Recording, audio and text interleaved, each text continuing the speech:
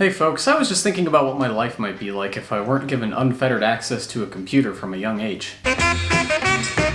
I know, it sounds terrible, doesn't it? From the days of playing Club Penguin as an 8-year-old to... Where's my team? What's happening? My computer has always been there for me when it really counts. However, every computer is different, and some are going to be better at helping you hide from your problems than others. The first one I ever used was this random shitty family laptop that basically sat as a stationary computer in the dining room for a number of years. But one day when I was at a friend's house, I was just fascinated by his fancy schmancy new Windows 8 laptop. Because I mean, holy shit, look at those fun menus! It seemed like a pretty solid laptop, and most importantly, it could run Minecraft properly. So naturally, I got the literal exact same laptop that he had. Honestly, it wasn't too bad given that it lasted me a decent number of years for only about $300. But of course, this wasn't something that was going to give me the proper firepower to play any big boy games.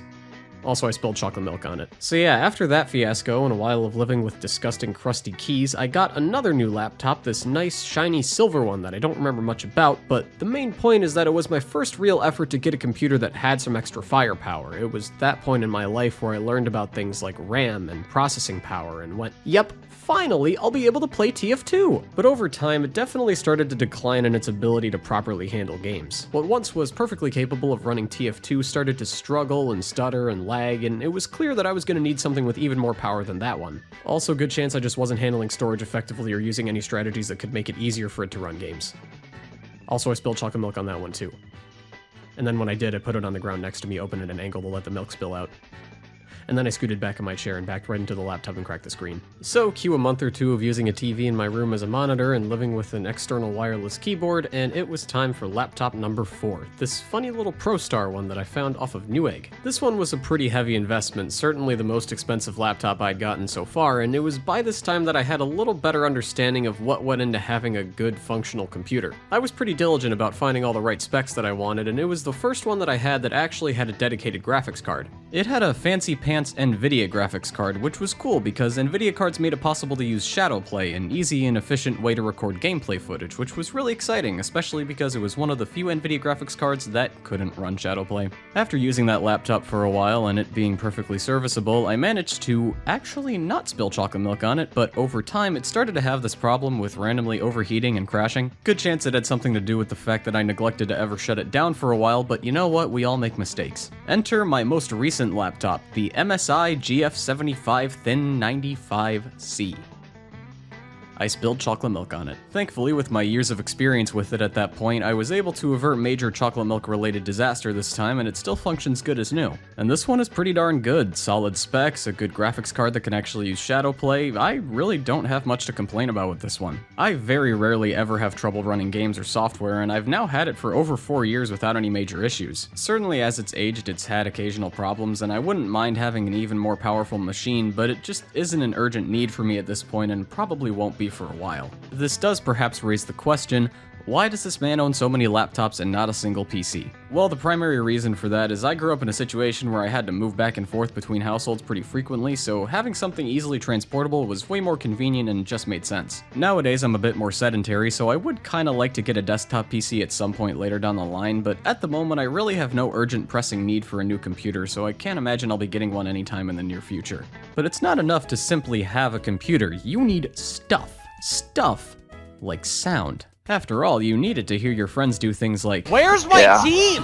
What's happening? For a while, I was a certified speakers-only user because I was 8, but the problem was my parents could hear me watching Smosh videos. Soon enough, I upgraded to earbuds, which are always nice because they're private and the audio actually sounds good. Later, I upgraded to this fancy pants headset called the Turtle Beach Earforce X12. I don't remember a ton about it, but I remember it had this little block in the wires that let you physically adjust the volume of the headset, which was kinda interesting. After a while, the headset broke and I migrated back to the earbuds gang. They worked just fine for my purposes, but it meant that I was only using my internal laptop mic, and after a while, my friends started yelling at me for sounding like shit in the Discord call. Now, quite frankly, I don't see the problem with using earbuds personally, but you gotta understand that when you're communicating with people, especially when playing games, you've gotta sound as good as you can. For a while, I occasionally used a Blue Yeti mic in the VC because at the time it was cool, shiny, and new and I wanted to sound good. And also I could get really close to the mic and blow my friends' ears out, which was pretty funny. But pretty quickly it got annoying annoying to constantly have to bring out the mic to join a call because it was big and bulky and I wasn't just gonna have it sitting out on standby all the time. And as a result, as is common for many things in my life, I got lazy and it was back to my glorious earbuds and internal laptop mic. After some more time, I eventually relented to my friend's grievances and got my hands on a new headset, the Corsair Void RGB Elite Wireless. It's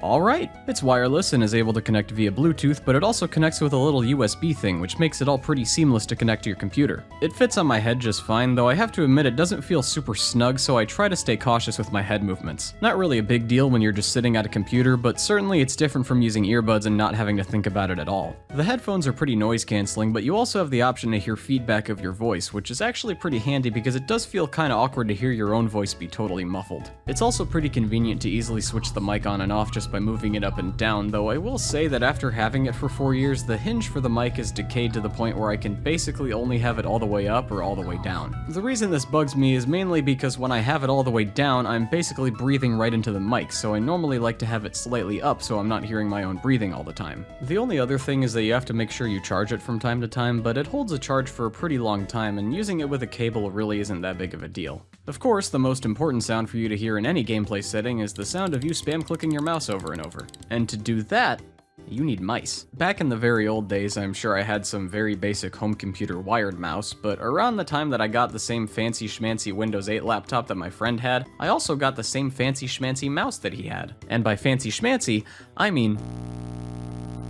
listen, it's not much, but it had me when no one else had me. That thing lasted me a long ass time, all the way from I wanna say like 2013 or 14 to 2020, at which point I decided to finally, along with my Corsair headset, get myself a proper gaming mouse. Behold, the Logitech G604 Lightspeed. I loved this thing. Feels comfortable in the hands, lots of customizability, and great battery life. It came coupled with this nifty computer program that let you adjust various settings for the mouse, namely its DPI and its 6 programmable side buttons. The buttons did come in handy for me, though I only really used 1 or 2 of them. I'm not some super intensive hardcore PC gamer by any means, but I imagine people who are could probably get more out of these buttons than I did. It also has a button that lets you unlock the scroll wheel and go meow. Another thing I really appreciate about this mouse in hindsight is its battery life. It ran on one single AA battery and that would last it for months. Like, I can honestly probably count on my fingers the amount of times the battery ran out and needed replacing during the mouse's lifespan. Although the main unfortunate thing about this mouse is that after a little over 3 years, it started to decay a little bit. It functioned largely well enough, but it just started struggling to hold a click, which made it a lot more difficult to do any sort of clicking and dragging, which is a lot more troublesome than it might sound, and it got annoying really fast. It also made it very difficult to play Medic and TF2. That said, 3.5 years of life before it started having problems isn't too bad. Unfortunately though, Logitech bafflingly discontinued the mouse by the time that mine started having problems, and so I decided that it was time for a change. So behold my latest new mouse, the Razer Basilisk V3 Pro. I got this one near the end of last year, and thus far it's been pretty darn good. It has a lot of the same functions as the Logitech mouse, with customizable settings, extra side buttons, and a fun spinning scroll wheel. The one notable addition is this sensitivity clutch button on the side, often called the sniper button. It's called that because it lowers your mouse sensitivity by a lot when held down, which can theoretically help you aim with better precision as, say, a sniper in a video game. The impression that I've gotten from online is that most people don't actually use this thing for its intended purpose and generally just tend to map it to something else. I will say I haven't used it for its intended purpose in video games much, but I have gotten a little bit of mileage out of it on occasion when I have to do slightly more precise movement or dragging, like in, say, Photoshop or editing software or something. It is a largely superfluous addition, but has come in handy on occasion. The last fun new thing about this mouse is that it comes with these nifty RGB lights, which you can customize in the Razer Synapse program and are pretty fun to look at. My one big gripe with the Basilisk, though, is its battery life. It's not terrible or anything, but it's definitely not what I'm used to given my experiences with the Logitech mouse. This thing will generally only last around a couple days or so before needing a recharge, which isn't a huge deal as you can just plug the cable right into the computer and keep using the mouse as normal, but given how often it needs to be charged, I often tend to go through spells of basically just using it as a wired mouse, which at that point, well, why did I even bother to pay extra to get a wireless one? But even that hasn't really been a major issue in my experience using it, and overall it's still a very quality mouse that works well for what I need it for. Well, that was a fun little look at the various accessories that I've used to play games on computers over the years.